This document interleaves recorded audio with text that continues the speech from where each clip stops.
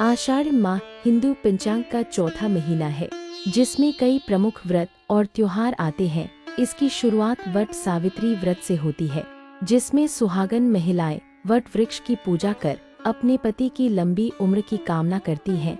इसके बाद शीतला सप्तमी आती है, जो संतान सुख और उनकी लंबी आयु के लिए की जाती है। फिर देवशयनी एकादशी आती है, जिससे चातुर्मास की शुरुआत होती है।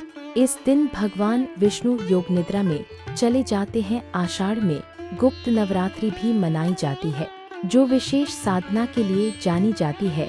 इस माह का सबसे प्रमुख पर्व गुरु पूर्णिमा है, जब शिष्य अपने गुरु का पूजन करते हैं। साथ ही वामन जयंती और जगन्नाथ रथ यात्रा भी इसी महीने आती है, जो भक्तों के लिए अत्यंत श्रद्धा और भक्ति का विषय होती है। एक बार राजा बलि ने अपने दान तथा पराक्रम से स्वर्ग लोक में विजय प्राप्त की। सब देवताओं ने भगवान विष्णु से प्रार्थना की, तब भगवान विष्णु जी वामन अवतार लिया और राजा बलि के पास गए। राजा बलि से 3 पग भूमि मांग लिए।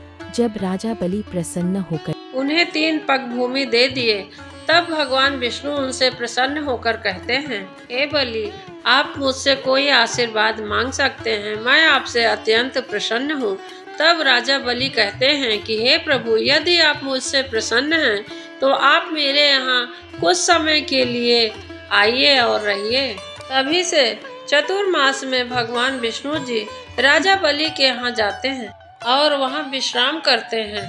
और इसके बाद देव उठनी एकादशी के दिन भगवान श्री हरि विष्णु जी उठते हैं और पुनः अपना कार्यभार संभालते हैं।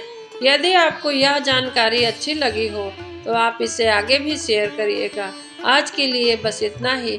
ये थी आषाढ़ मास के तीज त्योहार की सारी जानकारी।